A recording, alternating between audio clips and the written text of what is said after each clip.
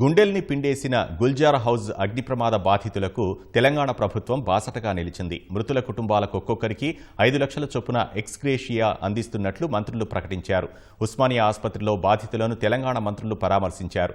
అనంతరం ఘటనా స్థలికి వెళ్లి ప్రమాదం జరిగిన తీరుపై ఆరా తీశారు. హైదరాబాద్ ఇన్ఛార్జ్ మంత్రిగా ఉన్నటువంటి పొన్నం ప్రభాకర్ గారు అధికారులతో క్షేత్రస్థాయిలో వాళ్ళు కోఆర్డినేట్ చేస్తా ఉన్నారు. దామోదర్ రాజనరసింహ గారు అన్ని కూడా దగ్గరుండి పర్యవేక్షణ చేస్తూ ఏర్పాటు చూస్తా ఉన్నారు. చనిపోయినటువంటి వ్యక్తులకు సంబంధించి రాష్ట్ర ప్రభుత్వం నుంచి ఒక్కొక్క మనిషికి సంబంధించి 5 లక్షల రూపాయల వరకు ఎక్స్గ్రేషియా కూడా ప్రకటించడానికి రాష్ట్ర ప్రభుత్వం నిర్ణయం చేసింది.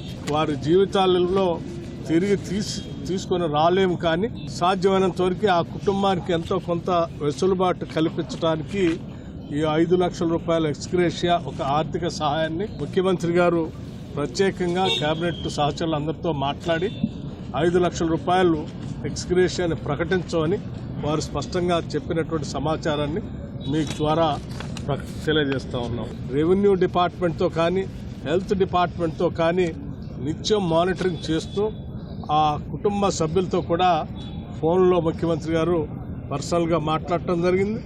మంత్రులంతా దగ్గరుండి ఈ క్షేత్రస్థాయిలో కావాల్సిన ఏర్పాట్లు కూడా చేస్తాం.